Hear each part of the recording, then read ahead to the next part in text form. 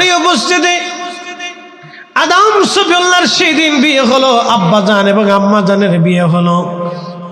আব্বাজান আম্মাজানের বিয়ে হলো। এই বিয়ের দেন মোহর ছিল নবীজির দুরূদ শরীফ পড়ে দেন মোহর দিয়ে দেয়া হলো। বিবাহের মাধ্যমে স্বামী আর স্ত্রী দুইজন জান্নাতের ভিতরে বেশ অনেকদিন চলতে লাগলো।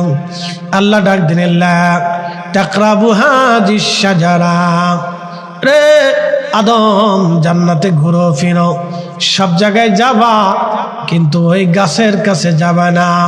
ওই গাছের কেউ নাম বলেছে গন্ধম, তবে তাফসীর ইবনে কাসিরের মধ্যে এসেছে ওই গাছের নাম ছিল গম। গম কেন গমের কথা বলা হলো?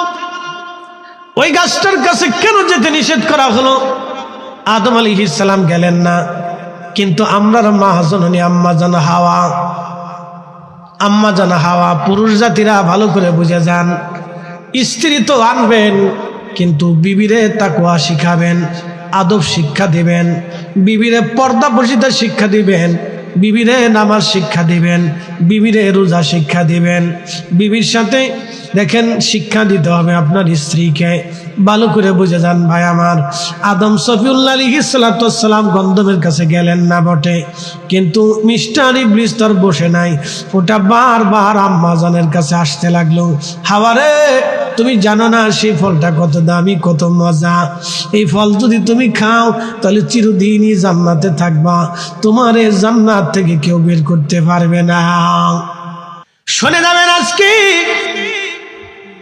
জান্নাতের ভিতরে হযরত আম্মা জান হাওয়াকে যখন শয়তান বারবার এইভাবে প্ররোচনা দিতে লাগলেন আম্মাজানকে, শয়তানের কথায় আম্মাজান ধোঁকায় পড়ে গেলেন। আম্মাজান শয়তানের কথায় সেই সময় তিনি বুঝতে পারেন নাই, তিনি ফান্দে পড়ে গেলেন, গন্ধম আম্মাজান খেয়ে ফেললেন।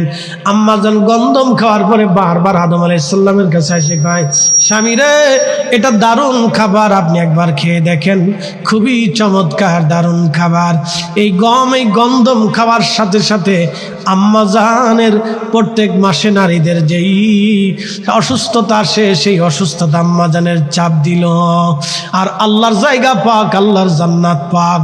আর আম্মাজান আদম আলাইহিস সালামকে বারবার খাওয়ার জন্য অনুরোধ করতে লাগলেন। হযরত আম্মাজান হাওয়া আলাইহিস সালামের কথায় আদম আলাইহিস সালাম খেয়ে ফেললেন।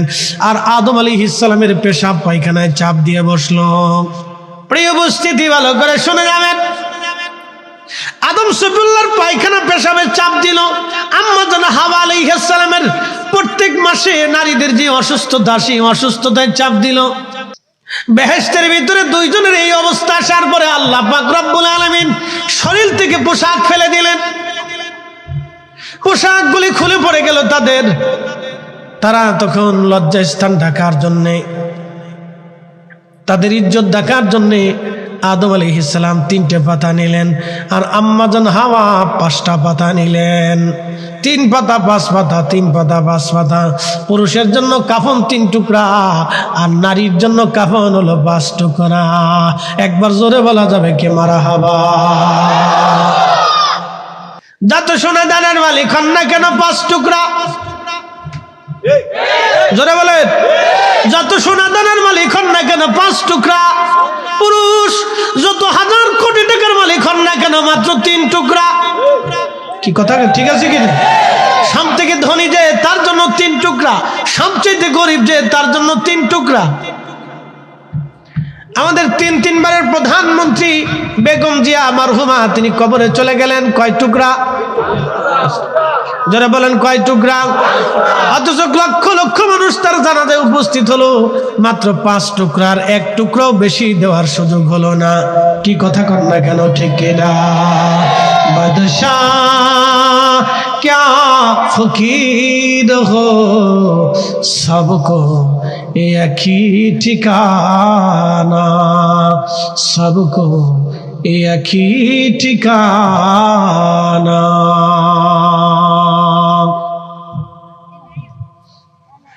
এই নারী সমাজ শুনে যাবেন, বলে হুজুর আদম হাওয়ার ঘটনা কেন উঠাইলেন? এই জন্য উঠাই, নারীরা পুরুষের হক বুঝে না।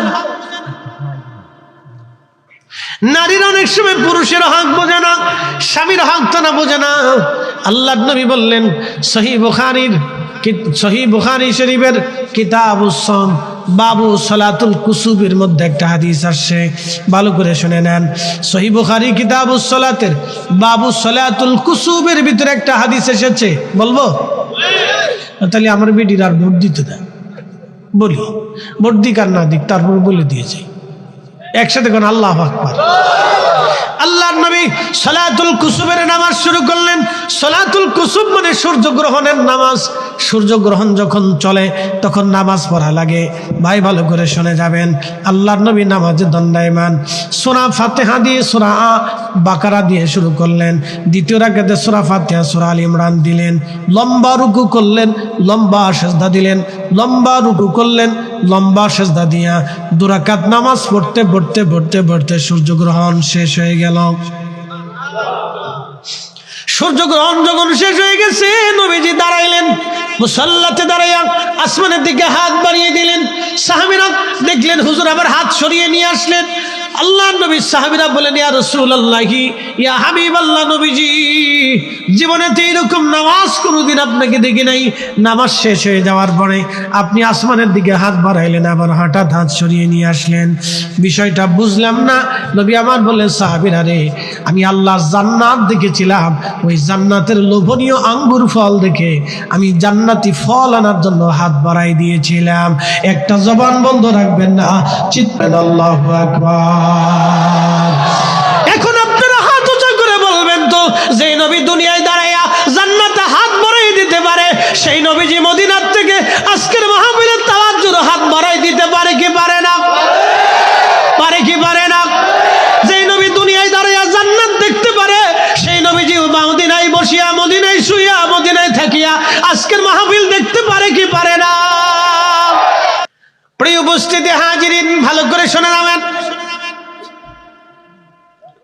মনোযোগ দিয়ে কথাগুলি শুনবেন বাবা মার। আল্লাহর নবী বললেন, সাহাবীরা জান্নাতের লোভনীয় আঙ্গুর দেখে আঙ্গুর আনার জন্য আমি হাত বাড়িয়ে দিয়েছিলাম, কিন্তু না, আঙ্গুর যদি আনতাম তাহলে কিয়ামত পর্যন্ত মদিনার মানুষ আঙ্গুর খেত, কিন্তু জান্নাতের আঙ্গুর কখনো শেষ হতো না। শরীয়ত বর খেলাফ হবে বিধায় আমি আঙ্গুর বেহেশত থেকে আনতে পারলাম না, আনলাম না। সাহাবীরা রে, আমি জাহান্নামও দেখেছি, জাহান্নামে শুধু নারী আর নারী, জান্নাতে শুধু নারী আর নারী, নারী আর নারী। মা বোনেরা, মন খারাপ করে না রে বোন, মা আমার মন খারাপ করার কিছু নাই। রাসূল বললেন, আমি নারীদেরকে জাহান্নামে অধিক পরিমাণে নারী দেখলাম। সাহাবীরা বললেন, হুজুর এত নারী সমাজ জাহান্নামে কেন? বলে, কুফরি করার কারণে নারীরা জাহান্নামে।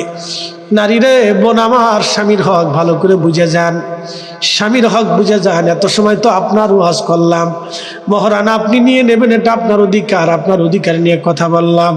এবার পুরুষের অধিকার নিয়ে 2টা কথা বলে দিয়ে যাই। বোন রে, ভালো করে শুনে নেন, ভালো করে জানি নেন, নারীরা যখন বাবার ঘরে থাকে তখন তার বাবাটাই সব, তার ভাইয়েরাই সব। নারী যখন স্বামীর ঘরে আসে তখন ওই নারীর স্বামী হবে তার জীবনের সব। হ্যাঁ, কি দাদা ঠিক হয়েছি না? দাদি কি বাসা আছে? দাদি বাসা আসেনি তো? ঠিক আছে। আল্লাহর রাসূল ডাকতে বলেন, সাহাবীরা রে, জাহান্নামে শুধু নারী আর নারী। সাহাবীরা বললেন, হুজুর এত নারী সমাজ জাহান্নামে কেন? নবীজি বললেন, কুফরি করার কারণে তারা জাহান্নামে। সাহাবীরা বললেন, হুজুর তারা কি আল্লাহর সাথে কুফরি করেছে? বলে না। তাহলে আপনি রাসূলের সাথে কি কুফরি করেছে? বলে না।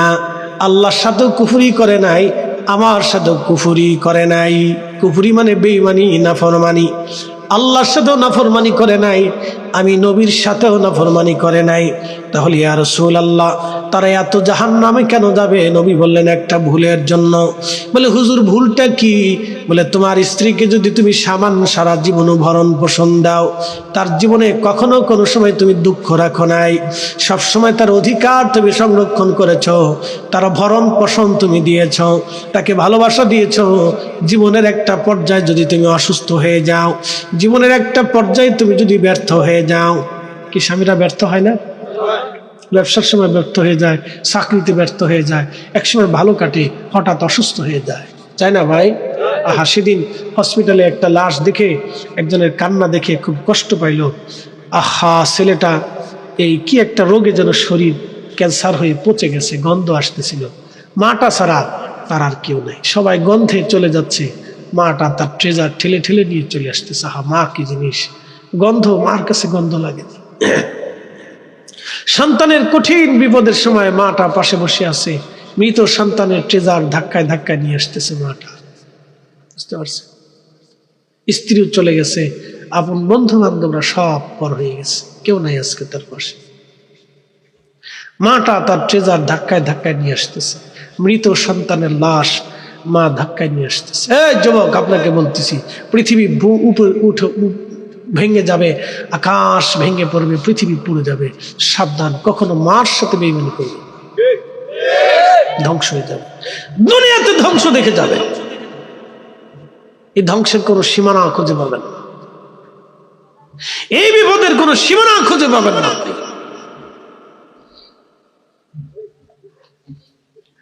প্রিয় উপস্থিতি হাজিরিন, প্রিয় নবী ডাক দিয়ে বলে, সাহাবীরা, তুমি তোমার স্ত্রীকে সারা জীবন ভরণ পোষণ দিলা, কোনো কিছুই তুমি তোমার স্ত্রীর জন্য অপূর্ণ রাখো নাই। সাহাবীরা রে, জীবনের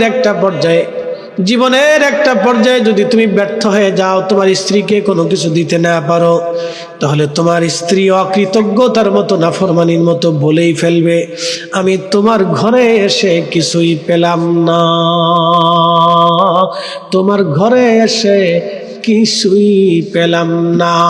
এখনো বুড়া দাদি জরিনার দাদারে ডাক দেখা, আও জরিনা বাবা, তল্লিশ বছর তোমার সেবা করে গেলাম, সংসার করে গেলাম, 40 বছরে তোমার কাছ থেকে আমি কিছুই পেলাম না। এই একটা কথা যখন নারী বলবে, নবী বললেন, এই একটা কথা বলার কারণে ওই নারী জাহান্নামে চলে যাবে। এখন আমি যদি প্রশ্ন করি, বোন আমার, আপনার কাপড় কিনে কে দেয়? বলে স্বামী। চাল কিনে নিয়ে আসে কে? বলে স্বামী। আপনার ওষুধ কিনে কে দেয়? বলে স্বামী। আপনার ডাক্তার কে দেখায়? বলে স্বামী। আপনাকে ভালোবাসে কে? বলে স্বামী। আপনার কঠিন বিপদে পাশে দাঁড়ায় কে? স্বামী। আপনার নিরাপত্তার রক্ষা কবচের মতো আপনার পাশে ঢাল হয়ে দাঁড়ায় কে? স্বামী। আপনার মাথার উপরে ছায়া কে দেয়? বলে স্বামী। আপনার বিছানা কে হয়েছে? বলে স্বামী। সব যদি স্বামী হয়, তাহলে এতটা বছর স্বামীর সংসার করার পরে আপনি বলে ফেললেন আমাকে কিছুই দিলা না, আমাকে কিছুই দিলা না, এটাই হলো নাফরমানি। নবী আমার বললেন, সাহাবীরা রে, এই একটা কথার কারণে নারী জাহান্নামে চলে যাবে, নারী জাহান্নামে চলে যাবে।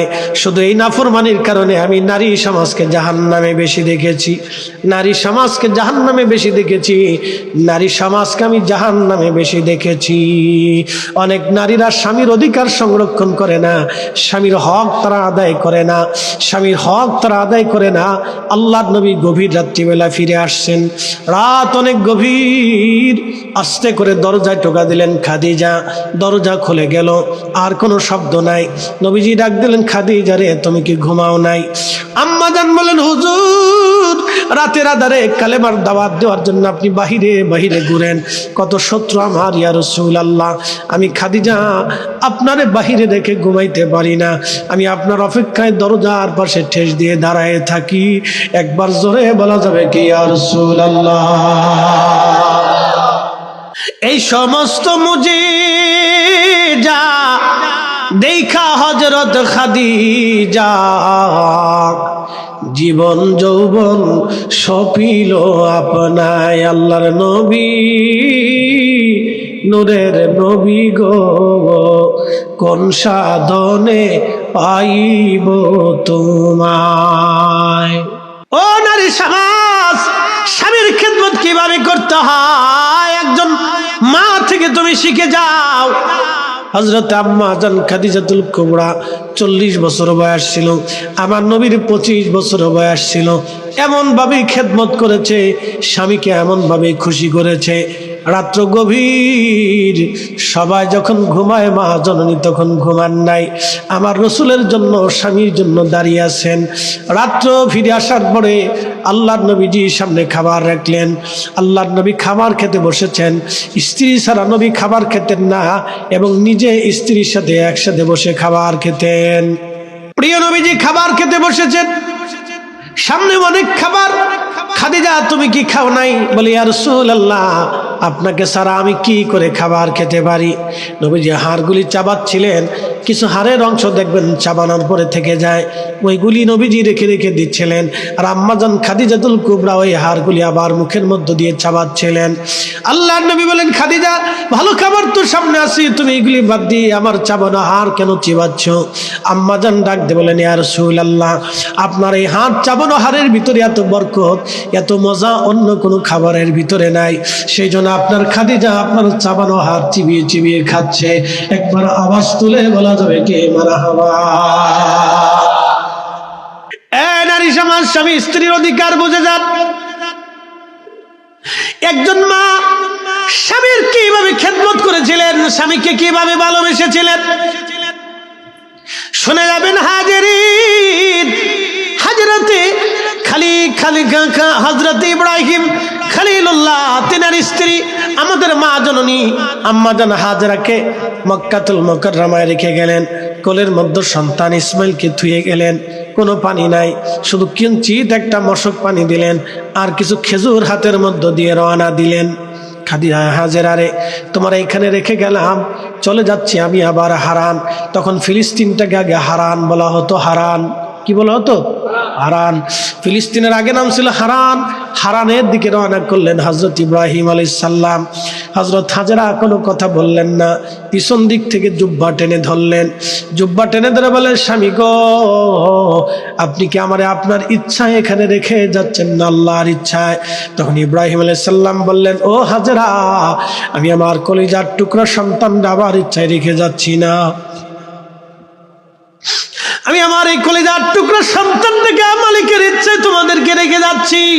হযরত আম্মাজান হাজেরা রাদিয়াল্লাহু আনহা আলাইহিস সালাম তিনি সাথে সাথে বললেন, ওগো আল্লাহর খলিল, আপনি যেহেতু আমাকে এখানে রেখে যাচ্ছেন আল্লাহর ইচ্ছায়, তাহলে আমি সন্তুষ্ট চিত্তে আপনাকে বিদায় দিলাম। জানি খোদার হুকুমে যদি রেখে যান, আমার খোদাই আমার জন্য যথেষ্ট হবে। হাসবুনাল্লাহু নি'মাল ওয়াকিল, নি'মাল মাওলা ওয়া নি'মান নাসির। যে আল্লাহর জন্য হয়ে যায়, আল্লাহ তার জন্য যথেষ্ট হয়ে যায়। যে আল্লাহর উপরে ভরসা করে, আল্লাহ তার জন্য যথেষ্ট হয়ে যায়। ওগো স্বামী, নিশ্চিন্তে চলে যেতে পারেন, আমি আপনাকে বাধা দিব না, আপনি চলে যান। খোদার হুকুমে যেহেতু রেখে যাচ্ছেন, তাহলে আমার খাবার, আমার পানি, আমার আল্লাহ জমিনে ফায়সালা করবে। একবার আওয়াজ তুলে বলা যাবে কি মারহাবা? হ্যাঁ নারীরা, স্বামী বিদেশে কাজের জন্য, রুটি রুজির জন্য স্বামী বিদেশে চলে যায়, আর আমাদের দেশের নারীরা পরকিয়া করে অন্য পুরুষের হাত ধরে যেই নারী চলে যায়, পালায় চলে যায়, ওটা শুয়োর আর কুত্তার চাইতে নিকৃষ্ট, খারাপ। এই কথা বলেন না কেন? ঠিক না ঠিক? উচিত কথায় মাই বাজার, গরম ভাতে বিলাই বাজার, ডাল ভাতে কুটুম বাজার। বেজার হন, কিছু করার নাই। সমাজে যা হচ্ছে, আগামীর দিনগুলি ধ্বংসের দ্বার প্রান্তে সমাজ চলে যাচ্ছে। কি বলবো, বলার তো ভাষা নাই। এখন দেখি বোরকাওয়ালা বেডি হাত মোজা পা মোজা পরে টিকটক বানাচ্ছে। ইস, আমার লাগছে তোমরা ফজরের নামাজ পড়ছ নি? শয়তানে চিন্তা করো, ওরে খালা রে, তুমি টিকটক বানাইয়ে ফজরের নামাজ শিখেছ। শয়তান কোথাকার, শয়তান কোন জায়গা পর্যন্ত হাত দিয়েছে চিন্তা করছেন? মূর্খলা বেডি হেতেরও শয়তানের দূরে বেলছি। মুসলমান ভালো করে শুনে যাবেন, মা বোনেরা মন খারাপ করবেন না। এখন পুরুষের কাছে চলে আসি। পুরুষ জাতি ভালো করে শুনে যান, নারীর অধিকার কি এবার আপনারা শোনাচ্ছি, ভালো করে শোনেন। আম্মাজান আয়েশা সিদ্দিকা রাদিয়াল্লাহু তাআলা আনহা রুটি বানাচ্ছিলেন। রুটি কি বানাচ্ছে? রুটি বানাচ্ছিলেন। আল্লাহর নবী পাশে বসে বসে রুটি বানাচ্ছে। নবীজি রুটি বানায়, নবীজি রুটিগুলি আগুনের উপর ছেয়ে দিচ্ছে। আম্মাজান আয়েশা সিদ্দিকা বলেন, ইয়া রাসূলুল্লাহ, আপনার কষ্ট হবে, আপনি রুটি বানাবেন না, আপনার হাতে আগুনের ছোঁয়া লাগবে, ব্যথা পাবেন। নবীজি ডাক দিয়ে বলেন, আয়েশা রে, আমার কি মন চায় না আমি তোমার কাজে তোমার সাহায্য করি? একবার জোরে বলা যাবে কি মারহাবা।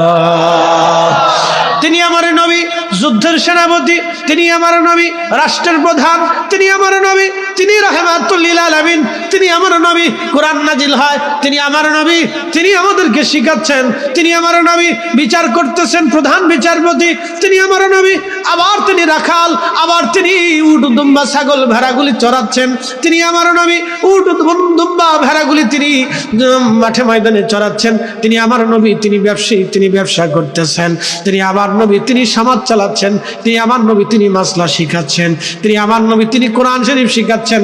আবার 11 জন স্ত্রী আমার নবীজির, আমরা 11 জন মা, 11 জন মাকে তিনি সময় দিচ্ছেন। আবার আম্মাজান আয়েশা সিদ্দিকা রুটি পর্যন্ত বানিয়ে দিচ্ছেন। এ পুরুষ, আপনি আপনার স্ত্রীর কাজে কতটুকু সাহায্য করেছেন, কেমন আচরণ করেছেন? আম্মাজান আয়েশা বললেন, আমরা 11 জন স্ত্রী ছিলাম, কোনদিন নবী আমাদের স্ত্রীদেরকে একটা ধমক পর্যন্ত দেন নাই। আল্লাহর নবী রহমতের নবীজি 11 জন স্ত্রী, আমাদের আম্মাজান খাদিজাতুল কুবরা যতদিন জীবিত ছিলেন দ্বিতীয় স্ত্রী হিসেবে নবী কাউকে গ্রহণ করেন নাই। এতটা ভালোবাসা মা জননী নবীকে দিয়েছিলেন, আর আমার রাসূল তাকে এতটা ভালোবাসা দিয়েছিলেন। এই হবিগঞ্জবাসী ভালো করে শুনে যাবেন, আল্লাহর নবীজি 11 জন স্ত্রী, মাতান্তরে 14 জন বিবি ছিল আমাদের মা, জীবনে কোনোদিন একটা ধমক পর্যন্ত স্ত্রীদেরকে দেন নাই। একবার জোরে বলা যাবে আল্লাহু আকবার। আর আমাদের দেশের কিছু পুরুষ আছে যৌতুকের জন্য, শ্বশুর বাড়ির টাকার জন্য বউয়ের গায়ে হাত দেয়, স্ত্রীর শরীরে হাত দেয়। ওরা কুত্তার চাইতে শুয়োরের চাইতেও খারাপ। কি কথা কর না কেন? নারী জাতির অধিকার, নারী জাতির অধিকার, নারী জাতির অধিকার, নারী জাতির অধিকার। আমরা এখনই যদি সতর্ক না হই তাহলে আমার বোন, আমার মেয়ে, আমার নাতি, আমার সন্তানদেরকে বিয়ে দেওয়ার সময় যৌতুক আসবে।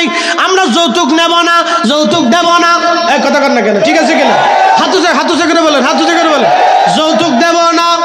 জোরে বলেন, যৌতুক দেব না, যৌতুক নেব না। যৌতুকের টাকা যেরকম হারাম, কুত্তার গোশত ওইরকম হারাম। কি কথা কর না? জোরে বলেন, জোরে বলেন। যৌতুকের টাকা যেমন হারাম, সুদের টাকা ওইরকম হারাম। কথা কর না কেন? যৌতুকের টাকা যেমন হারাম, ঘুষের টাকা ওইরকম হারাম। জোরে বলেন, ঠিক না বেঠে? এটা নারীর অধিকার। জোরে বলেন, কার অধিকার? নারীর অধিকার। এই অধিকার যদি বাস্তবায়ন আমরা করতে না পারি তাহলে আগামীর সমাজ অন্ধকারে নিমজ্জিত হবে, আমাদের বাচ্চারা, আমাদের সন্তানরা বিপদগ্রস্ত হবে। আল্লাহর নবী এটাকে চিরতরে হারাম করে দিয়ে গেছেন, একবারে মাটির নিচে কবর দিয়ে গেছেন নবীজি। অতএব যৌতুক দেওয়াও হারাম, নেওয়াও হারাম। আমরা যৌতুক যারা দিবে, যারা নিবে, যৌতুক যারা নিতে চায়, ভাববেন ছোট লোক। আপনি খুশি হন, বেজার হন কিছু। তবে এবার সুন্নত শিখে দিয়ে যাই একসাথে, কোন আল্লাহু আকবার। কি শিখে দিয়ে যাব? সুন্নত। যারা মেয়ে বিয়ে দেন তারা শুনে দেন, যারা মেয়ে বিয়ে দেন তারা শুনে দেন, রাসূলের সুন্নত শুনে দেন। ফাতিমাতুজ জাহরা রাদিয়াল্লাহু আনহার বিয়ে হয়ে গেল। প্রিয় নবীজি ফাতেমার ঘরের আসবাবপত্রগুলি কিনে কিনে ফাতেমার বাড়ি পাঠালেন। হযরত আলীর চাওয়া লাগে নাই, ফাতেমার ঘরে আল্লাহর নবী নিজে কিনে কিনে আসবাবপত্র দিয়ে দিলেন। একসাথে বলবেন না মারহাবা। ফাতেমার বাড়িতে নবীজি আসবাবপত্র দিয়ে দিলেন। শোনেন, ধনী ব্যক্তির বাড়িতে যদি আপনার মেয়ে বিয়ে দেন তাহলে কিছুই দিলেও চলে, না দিলেও চলে, তবে জামাইকে এবং আপনার মেয়েটার জন্য কিছু আসবাবপত্র বৈঠকন দেওয়া, এটা সুন্নতে রাসূল, আমার নবীর জীবনের সুন্নত। জামাই বাড়ি কিছু কিনে কাটা সুন্দর করে এটা সেটা দিয়া একবারে দারুণ দারুণ জিনিস দেওয়া, এটা সুন্নতে রাসূল।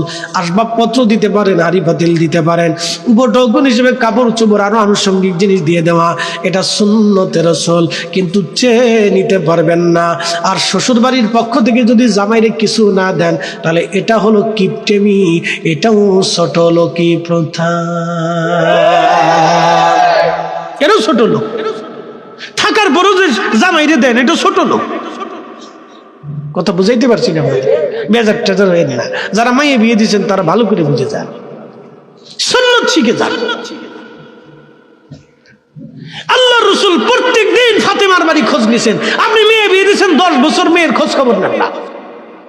জামাই মরে গেছে না বেঁচে রয়েছে, খোঁজ খবর নেন না। আর আল্লাহর রাসূল প্রত্যেক দিন ফাতেমার বাড়ি খোঁজ নিয়ে তারপরে ভাত খাইছে। একসাথে কোন আল্লাহু আকবার। এই সুন্নাত যদি আমাদের মধ্যে থাকতো তাহলে কোনো নারীর সংসার নষ্ট হয় না। তাই আসতে কবেন না, জোরে বলেন। কোনো নারীর সংসার নষ্ট হয় না। এই সুন্নাত আমাদের ভিতরে নাই, এটা মরে গেছে। পুরুষ মনে করছে আমি মেয়ে বিয়ে দিছি, আমি বেঁচে গেছি। ইস, শয়তান কোথাকার! তোমার ওই কন্যা সন্তান তোমার জীবনের একটা অংশ, তোমার বাচ্চা, তোমার সন্তান, তোমার কাছে সে হক পায়। যতদিন তুই বাবা বেঁচে থাকবে ততদিন মেয়ে সন্তান বাবার কাছে হক পায়। একসাথে কোন আল্লাহু আকবার। কার কাছে হক পায়? বাবার কাছে হক পায়। সন্তান যদি 1 বিঘে জমি পায় ছেলে, তাহলে মেয়ে পাবে 1/2 বিঘে জমি। কথা ঠিক আছে কিনা? তাহলে মেয়ের অধিকার আপনি, আপনার মেয়ের অধিকার আপনি দিয়ে তারপরে যাবেন। আপনি আপনার কন্যার অধিকার বাস্তবায়ন করবেন না, এটা কেমন হলো? স্বামী স্ত্রীর অধিকার, নারীর অধিকার, শ্বশুরবাড়ির অধিকার, শ্বশুরদের অধিকার, এগুলো যদি সবাই আমরা বুঝতে পারতাম তাহলে আমাদের সমাজ অনেক সুন্দর হয়ে যেত, রাষ্ট্র সুন্দর হয়ে যেত। কথা কন না, ঠিক আছে কিনা?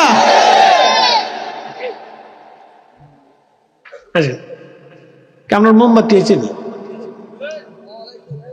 কি মোমবাতি আইসেনি? আচ্ছা হয়েছে বালা, মোমবাতির আলো ধরাই দিবেন ইনশাল্লাহ। কন্যা মারহাবা। মুহাম্মাদ আলা আলি সাইয়্যিদিনা।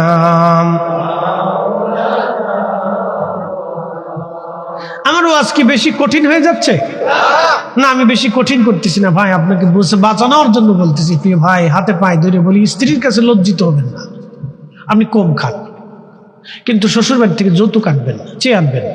খুশি মানে দিলি দিবে, না দিলি নাই। তবে শ্বশুর যারা আছেন, যদি আপনি সামর্থ্য থাকার পরও জামাইরে না দেন, তাহলে আপনার মতো ছোট লোক দুনিয়াতে আছে বলে আমার জানা নাই। কি কথা ঠিক আছে কিনা? তাহলে আপনি ছোট লোক। কি কথা ঠিক আছে কিনা?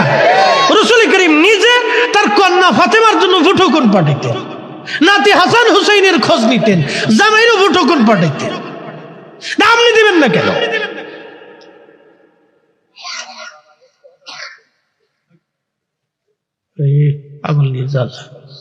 খুব মনোযোগ দিবেন হাজিরিন, ভালো করে শুনে যাবেন মুসলমান।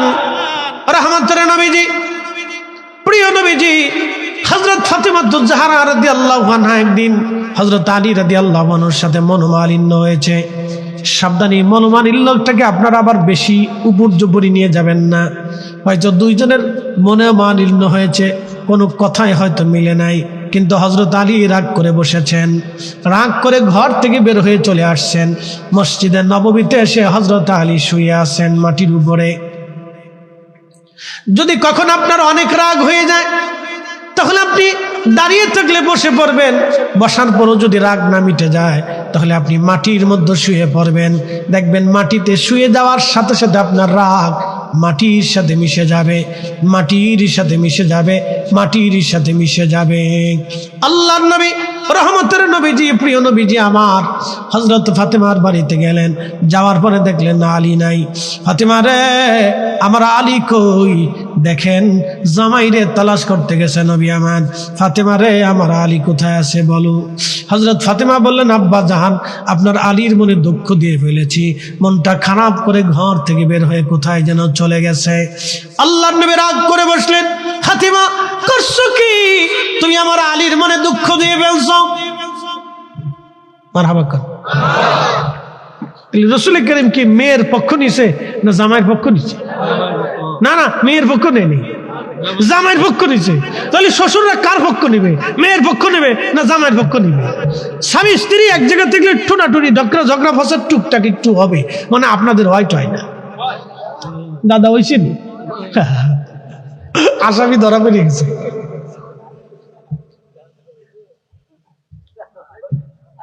দাদা কথা পেতেছে না, এই দাদা খুব চালাক। এই দাদা মাথা নিচু করে দেখছে।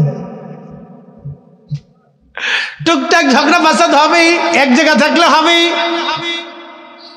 পৃথিবীর কেউ এখান থেকে বাদ যায় না, নবীরা ছাড়া। একসাথে আল্লাহু আকবার। নবীরা ছাড়া এখান থেকে কেউ বাদ যায় না। স্বামী স্ত্রীর টুকটাক মনোমালিন্য ঝগড়া হবে, এটা স্বাভাবিক হয়ে যায়।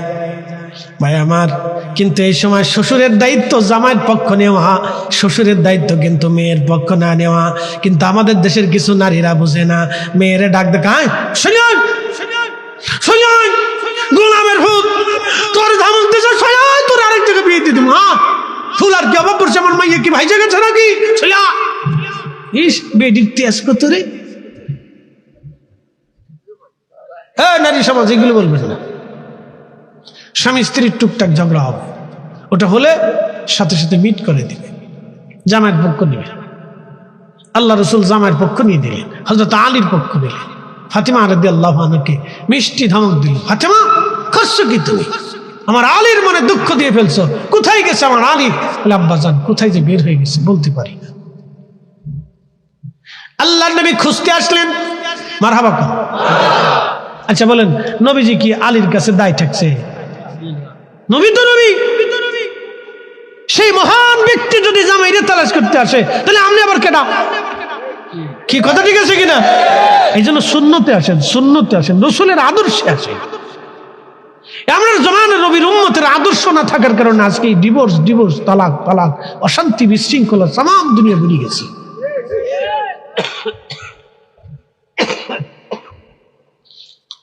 ভালো করে শোনাবেন, প্রিয় নবী খুঁজতে আসলেন। আসার পরে আল্লাহ নবীজি হযরত আলীকে এসে দেখলেন মসজিদে নববীতে মাটির উপরে শুয়ে আছে। নবীজি মনটা খারাপ করলেন না, মুস্কি হাসি দিলেন। মুস্কি হাসি দিয়ে বলেন, ইয়া আবা তুরাব, ও মাটিওয়ালা আসো। মারহাবা খান। ইয়া আবা তুরাব, তোরাব মানে মাটি। ইয়া আবা তুরাব, ও মাটিওয়ালা আসো। আর শুয়ে থাকো না, রাগ করো না। এখন বলেন তো, শ্বশুরে যখন টান দিছে হাত ধরে, জামাই কি আর শুয়ে থাকতে পারে? জামার মনটা রাগটা মিটে গেছে, আর কোনো রাগ নাই। একবার জোরে বলা যাবে কি মারহাবা। শ্রেষ্ঠ নবী দিলাম রে তরিয়ে নিতে রোজ হাসরে, শ্রেষ্ঠ নবী দিলাম রে তরিয়ে নিতে রোজ হাসরে, পথ না ভুলি তাই তো দিলে পাক কুরআনের বাণী, খুদা তোমার মেহেরবানি। আল্লাহুম্মা সাল্লি আলা, হ্যাঁ জবান খুলে,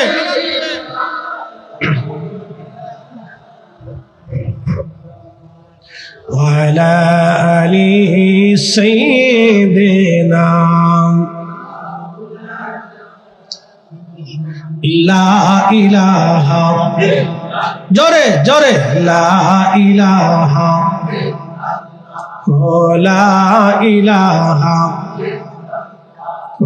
লা ইলাহা, হাসবি রাব্বি জাল্লাল্লাহ, মা ফি কলবি গায়রুন, আহা নূর মুহাম্মদ, বলি নূর মুহাম্মদ, বলি লা ইলাহা ইল্লাল্লাহ, লা ইলাহা, জোরে লা ইলাহা, লা ইলাহা, আওয়াজ তুলে আল্লাহ আল্লাহ আল্লাহ।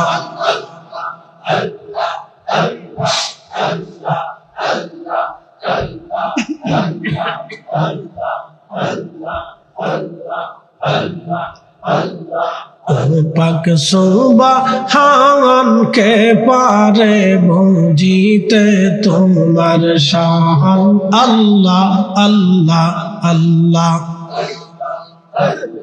জিন্দা কে মারিতে পারো, জিন্দা কে মারিতে পারো, মহরার পারো দিতে জান তুমি, মহরার পারো দিতে জান কে পারে জিতে তোমার শান, আল্লাহ আল্লাহ আল্লাহ আল্লাহ।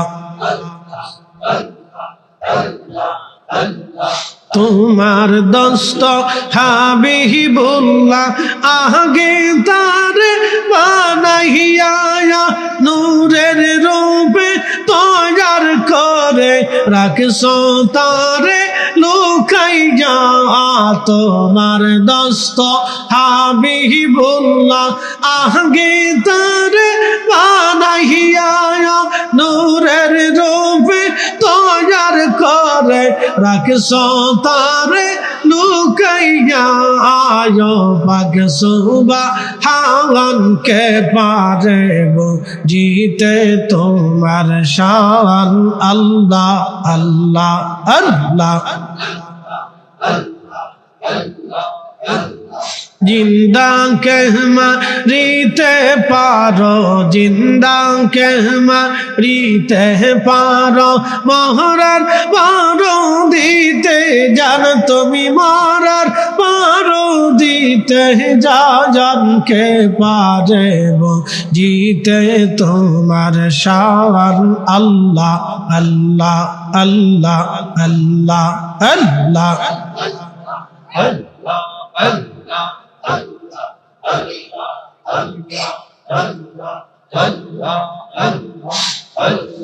তোমার দোস্ত হাবিবুল্লাহ আগে তারে বানাইয়া নূরের রূপে তৈয়ার করে রাখছো তারে লুকাইয়া পাক সুবহান কে পারে বুঝিতে তোমার শান আল্লাহ আল্লাহ জবান খোলে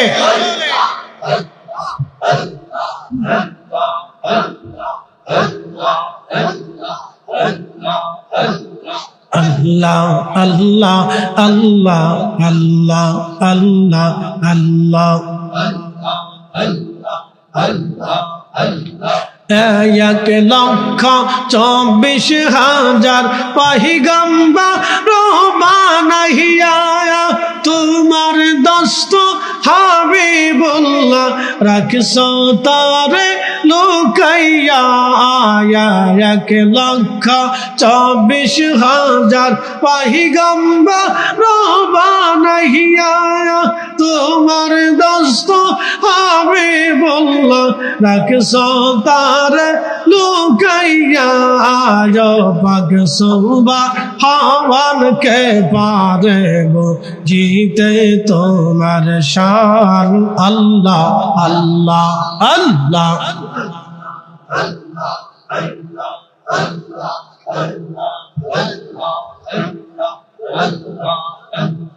আল্লাহ আল্লাহ আল্লাহ আল্লাহ আল্লাহ আল্লাহ মানুষ বাহানাইছে গো আল্লাহ মানুষ বাহানাইছে গো আল্লাহ প্রেমের কারণে প্রেমের ডোরে অন্দরে মদিনার শহরে আল্লাহ আল্লাহ হাবিবকে পাঠাইছে গো আল্লাহ হাবিবকে পাঠাইছে গো আল্লাহ প্রেমের কারণে প্রেমের ডোরে বন্দরে মদিনার শহরে আল্লাহ আল্লাহ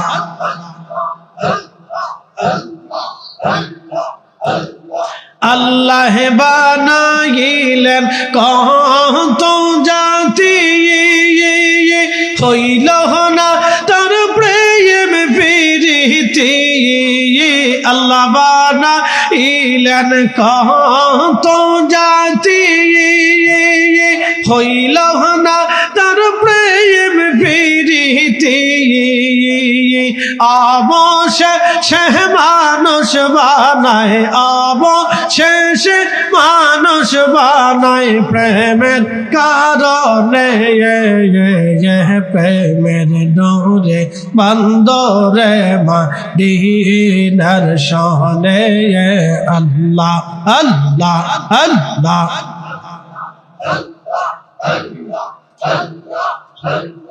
মানুষ বাহানাইছে গো আল্লাহ মানুষ বাহানাইছে গো আল্লাহ প্রেমের কারণে প্রেমের ডোরে নূরে বন্দরে মদিনার শহরে আল্লাহ আল্লাহ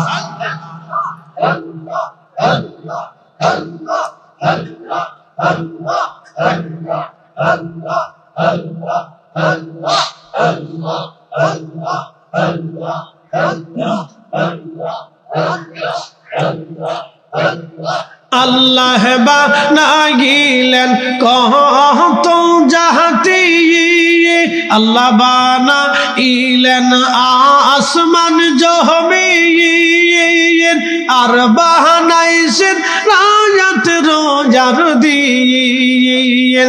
হাবিবকে পাঠাইলেন গো আল্লাহ, আদমকে বানাইছেন গো আল্লাহ, প্রেমের কারণে প্রেমের ডোরে বন্দরে মদিনার শানে আল্লাহ আল্লাহ।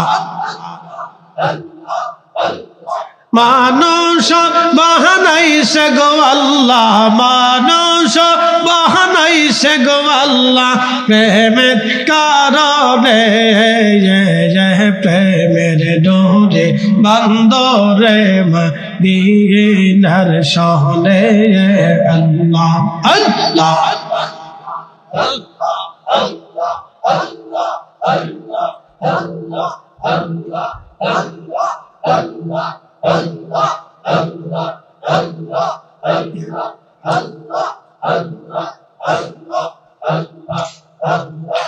লা ইলাহা ইল্লাল্লাহু মুহাম্মাদুর রাসূলুল্লাহ সাল্লাল্লাহু আলাইহি ওয়াসাল্লাম।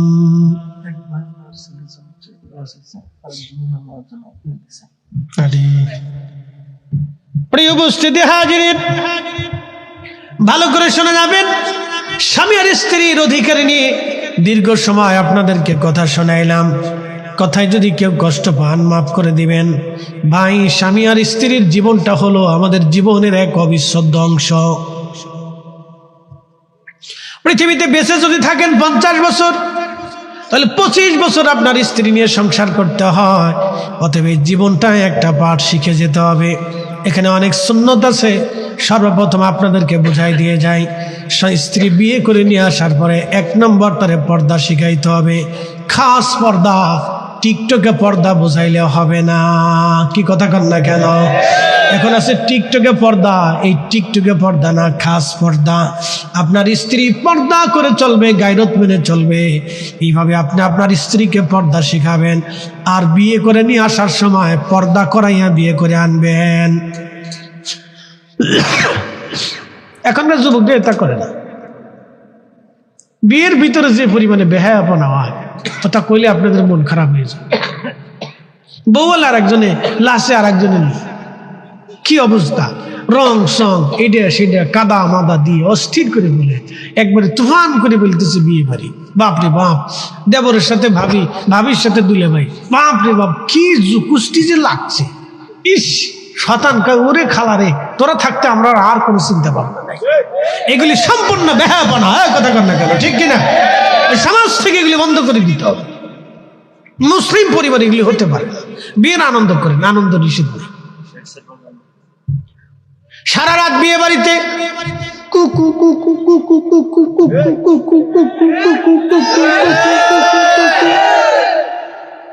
সারা গ্রামের মানুষ কুকুর জ্বালা ঘুমাইতে পারে না। কি কথা কন না কেন? বিয়ে বাড়ির আনন্দ নিষেধ নাই। রাসূলের জামানায় বিয়ে বাড়িতে নারীরা গীত গাইতো। গীত বলা হয় সঙ্গীত, এবং গীত বলা হয় গান বলা হয়। নারীরা গান গাইতো। দব বাড়িয়ে বাড়িয়ে পিঠা দব, এক অংশ খালি আর একটাকে দব বলা হয়। ওই দব দিয়ে নারীরা গান করত, সেটা নারীরা নারীদের ভিতরে থাকতো, ওখানে পুরুষ মানুষ যেত না। এখন বিয়ে বাড়িতে কোনটা বেটা কোনটা বেটি চিনা যায় না।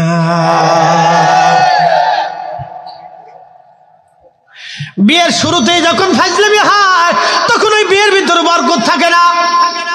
কি কথা ঠিক আছে না? বরকত থাকে না, বরকত শূন্য হয়ে যায়। সাবধান, আপনাদেরকে বলে দিয়ে যাচ্ছি বোন আমার, ভাই আমার, নারী সমাজ যারা আছেন, বিয়ে বসার আগে, বিয়ে বাড়িতে আপনি শ্বশুর বাড়িতে প্রস্তাব পাঠাবেন, আমাকে পর্দা করে না নিলে আমি যাব না। কি কথা ঠিক আছে কিনা? পর্দা করে আসবেন, পর্দা করে যাবেন। আর পুরুষদেরকে অনুরোধ করব, বিয়ে করেন অসুবিধা নাই, কলেজের মেয়ে বিয়ে করেন অসুবিধা নাই, আপনি আপনার স্ত্রীটাকে পর্দা করে বাড়িতে নিয়ে আসেন। পর্দা আপনি তারে বুঝান, পর্দা শিখান। পর্দা যদি শিখাইতে পারেন, আশা করা যায় আপনার স্ত্রী কামিয়াবি হবে, আপনাদের সন্তান কামিয়াব হবে। একটা কথা আপনাদেরকে আজকে শিখাই দিয়ে যায়, যখন বাচ্চা গর্ভে আসে, ডাক্তাররা বলে ভালো ভালো খাবার খান, খেজুর খান, দুধ খান, ফল খান, পুষ্টিজনিত খাবার খান। বলে কেন খাবো? ওই পুষ্টিকর খাবার খেলে বাচ্চার পুষ্টি হবে। আপনি যদি ভালো খাবার খান তাহলে বাচ্চার পুষ্টি হবে।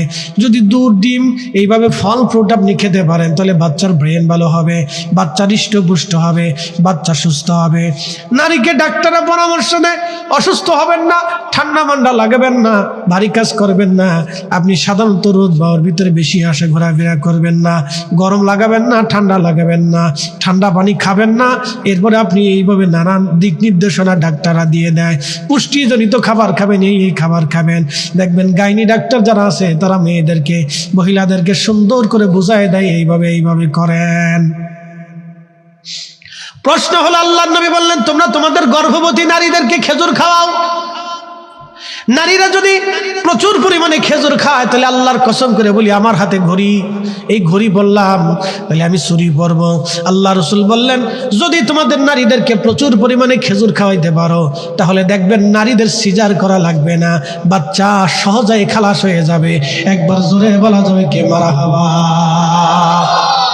বেটারা খেজুর খায় না, ফুসকা খায়,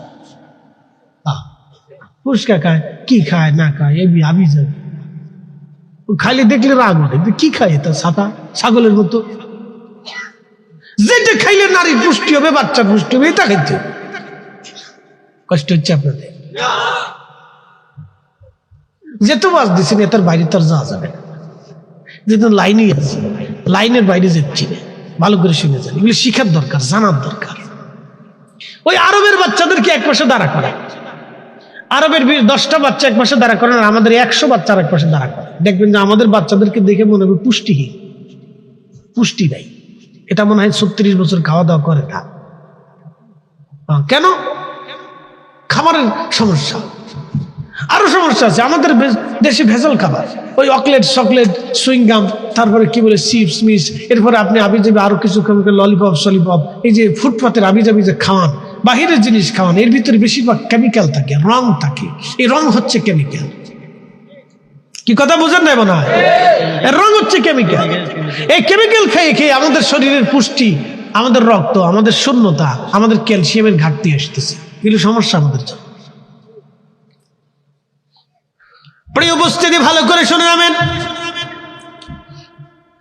এখন আমার প্রশ্ন হলো, হুজুর ওয়াজ কোন দিকে নিলেন আপনি? ওয়াজ আমি এই দিকে নিলাম, শুনে যান। এখন আমার প্রশ্ন হলো, মা খেলে যদি বাচ্চার খাওয়া হয়, মার স্বাস্থ্য ভালো থাকলে যদি বাচ্চার পুষ্টি হয়, মা ভালো মন্দ খেলে যদি বাচ্চার ভালো মন্দ খাওয়া হয়ে যায়, মা ঘুমাইলে যদি বাচ্চার ঘুম হয়, মা সুস্থ থাকলে যদি বাচ্চা সুস্থ হয়, তাহলে আমার প্রশ্ন হলো, মা যদি বেহায়া হয় তাহলে মায়ের পেটের ভিতরে থাকায় বাচ্চাটাও বেহায়া হওয়ার সম্ভাবনা থাকে। এই জন্য বাচ্চা কোলে নিয়ে, বাচ্চা পেটে নিয়ে নারীদেরকে কোরআন তেলাওয়াত করা উচিত, নামাজ পড়া উচিত, জিকিরে ফিকিরে থাকা উচিত, ভালো কাজ করা উচিত, সত্যবাদিতা হওয়া উচিত, আমানতদারিতা হওয়া উচিত, দানশীলতা হওয়া উচিত, সুন্দর ব্যবহার থাকা উচিত, সুন্দর আচরণ থাকা উচিত। যখন মা বাচ্চা পেটের ভিতরে নিয়ে, সন্তান পেটের ভিতরে নিয়ে মা সুন্দর আচরণ করে, সুন্দর নিয়মবর্তিতার মধ্যে চলে, তাহলে বাচ্চাটাও ভবিষ্যতে ওইভাবেই মানুষে উঠবে। আল্লাহর ওলি, মহান ওলি হুজুর গাউসে পাক মায়ের পেটের ভিতরে থেকে মা কোরআন শরীফ পড়লেন, পড়তে পড়তে মা হাফেজা ছিলেন। মা পড়তে পড়তে হুজুর গাউসে পাক রহিমাহুল্লাহকে আল্লাহ এমনটাই দয়া করলেন, মায়ের পেটের ভিতর থেকে আল্লাহর কোরআন শরীফকে আল্লাহ সিনার ভিতরে ঢুকায় পাঠাই দিলেন। একবার আওয়াজ তুলে বলা যাবে আল্লাহু আকবার। তেলের গাড়ি তেলে চলে, হাওয়ার গাড়ি হাওয়ায় উড়ে, বিনা তেলে চালাই গাড়ি নবী সুলাইমান। আমরা সেই মুসলমান, আমরা সেই মুসলমান। নারী সমাজ শুনে যাবেন, এইগুলি নারী সমাজ ভালো করে শুনে যাবেন। এই জন্য দেখেন ফিলিস্তিনের নারীরা শহীদ হয়ে যাওয়ার পরেও তারা বোরকা ছাড়ে না, তারা মারা যায় বোরকা ছাড়ে না, স্বামী শহীদ হয় বোরকা ছাড়ে না, বাচ্চা শহীদ হয় বোরকা ছাড়ে না, দেশান্তরী হয় তারা বোরকা ছাড়ে না। কথা ঠিক আছে কিনা? আর আমাদের দেশে বুরকা হয়ে গেছে এখন টোরকা। আমি মালয়েশিয়া গেছি, যাওয়ার পরে দেখি বেটিরা জিন্সের প্যান্ট পরে, শার্ট গায়ে দেয়, মাথার মধ্যে হেজাব বান্ধে। আমি মালদ্বীপে গেলাম, যাই দেখলাম বেটিরা প্যান্ট শার্ট গায়ে দেয়, প্যান্ট শার্ট পরে, মাথায় হেজাব বান্ধে। আমি ভারতে গেলাম, ওই কলকাতায় যাচ্ছিলাম, দেখি এক মহিলা মাথায় হেজাব বান্ধা, শার্ট আর প্যান্ট শার্ট গায়ে লাগানো। আমি ঢাকা শহরের গুলশানে যা দেখলাম বেটিরা মাথায় হেজাব বান্ধা আর প্যান্ট পরা, শার্ট গায়ে দেওয়া। কি পর্দার পর্দা, কত বড় বুজুর্গ। এবার ব্যাখ্যা শোনাই যে প্যান্ট পরিয়ে শার্ট গায়ে দিয়ে কোনো নারী যদি হেজাব মাথায় দেয় তাহলে সেটা কেমন হলো জানেন? একজন ওয়াজ করছে যে এই পাগড়ি মাথায় দিয়ে নামাজ পড়লে অনেক নেকি, 70 গুণ সোয়াব। তো মুসল্লি সোয়াবের চিন্তা করলো, হা কত নেকি রে। হ্যাঁ, তাই মসজিদে দুইকে লুঙ্গিটার টাইম দিয়ে খুলে মাথায় পাগড়ি বেঁধে লাইছে। লুঙ্গি খুলে মাথায় পাগড়ি বাঁধলে যত নাকি, প্যান্ট শার্ট পরিয়া মহিলা মাথায় হেজাব বাঁধলে তত নাকি। কথা কেন না? এটা বোরকা না, এটা কোনো পর্দা না, এটা হলো আল্ট্রা মডার্ন সিস্টেম। আমি মালয়েশিয়া